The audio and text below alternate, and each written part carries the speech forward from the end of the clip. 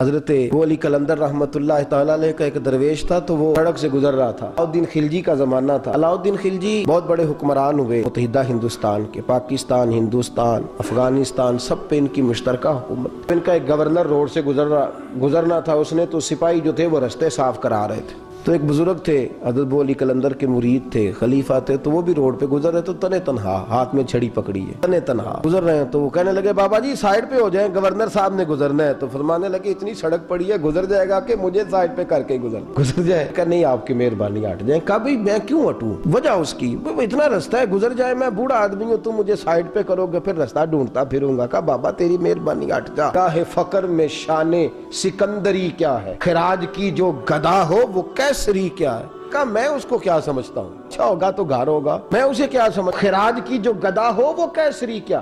حضرت علی قلندر رحمۃ اللہ علیہ کے وہ درویش جو تھے نا، وہ روڈ پہ کہا بھائی ہٹ جائیں، کہنے لگے نہیں ہٹتا۔ انہوں نے بازو پکڑ کے نا بابا جی کو زور لگانا چاہا، تو بابا جی نا آلتی پالتی مار کے چوکڑی مار کے تو زمین پہ بیٹھ گئے، کہنے لگے جو اٹھایا جاتا ہوں تو اٹھا لو۔ اب تو درویش ضد کرتے نہیں، اگر کریں تو مسلم شریف میں میرے نبی پاک نے فرمایا رب اشغاز اکبر لو اقسم علی اللہ لابرہ، میں رب کریم کا بندہ تو اللہ کو قسم دے دے تو اللہ اس کی قسم کو پورا فرما دیتا ہے، اللہ اس کی قسم کو پورا فرماتا ہے۔ تو میں جاؤ اٹھتا ہوں تو اٹھا لو۔ بحث ہونے لگی، لوگ کٹھے ہو گئے، رش ہو گیا، تو اتنی دیر میں گورنر صاحب کی سواری بھی پہنچ گئی۔ گورنر صاحب کہنے لگے بابا اٹھتا کیوں نہیں؟ فرمانے لگے کیوں اٹھوں، اتنا رستہ ہے گزر جا، بابا اٹھ، کیوں شور ڈالا ہوا ہے؟ کہنے لگے تو میرے نوکر کا نوکر ہو کے مجھے اٹھنے کا کہتا ہے۔ میرے نوکر کا غصہ آیا تو اس نے بابا جی کو تھپڑ مار دی۔ بابا جی اور ہنسے، کہنے لگے تجھے کہا تھا نا نوکر کا نوکر ہے، تو واقعی نوکر ہے۔ نے کہا میں تھپڑ مارتا ہوں، بابا ہنستا ہے۔ یہ زیادہ انسلٹ ہوتی ہے، کر کے دیکھیں، غصے کے جواب میں غصہ کرے، سامنے والے کو کوئی سزا نہیں۔ آپ کبھی گالی کے جواب میں مسکرا دینا، یار اب میں تیرے ساتھ بات کروں، تیرے ساتھ بحث کروں، تو یہ زیادہ بڑی سزا، یاد رکھیے۔ تو دشمن کو بھی پاکیزہ سزا دیتے، ہاتھ اٹھاتے نہیں، اسے اس کی نظروں سے گرا دیتے۔ جب تھپڑ مارا تو بابا جی ہنس پڑے، لگے تجھے کہا تھا نا تو غلام ہے، تو بھائی واقعی غلام ہے۔ جب ہنسے تو اب اس کو ڈھارس ہوئی، توجہ ہوئی، کہنے لگا بابا ماجرا کیا ہے، ایسے غلام کا غلام ہوں؟ تو بابا کہنے لگا دیکھنا، تجھے مسجد آنے کا کہے تو تیرے لیے مصیبت ہے، اتنے لوگوں کو تو ٹائم دے لیتا ہے لیکن اللہ کو تو نہیں دے پاتا،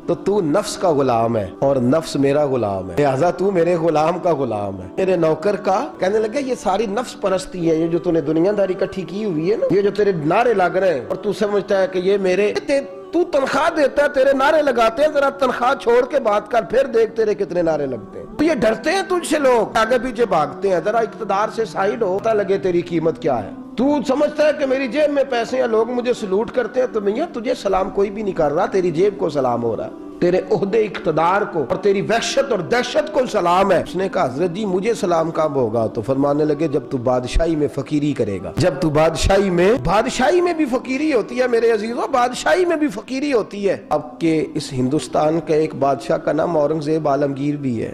اورنگزیب عالمگیر انتقال کا وقت آیا نا، تو اورنگزیب عالمگیر بیمار ہوئے، آخری وقت منبر پہ چڑھے اور لوگوں کو کہنے لگے لوگوں تم مجھ سے اکثر پوچھتے تھے نا کہ بادشاہ تیری 2 انگلیوں پہ سیاہی کو لگی رہتی ہے اور تیرے ہاتھوں میں سوراخ کیوں رہتے ہیں؟ اورنگزیب عالمگیر یہ میں آپ کو فرشتوں کی کہانی نہیں سنا رہا، اس دنیا میں، اس دور میں، اس دھرتی پر بسنے والے لوگوں کی کل کی بات سنا رہا ہوں۔ ہندوستان میں ہندوؤں کے ملک پر حکومت کرنے والے ایک مسلمان دیانتدار بادشاہ کی بات سنو۔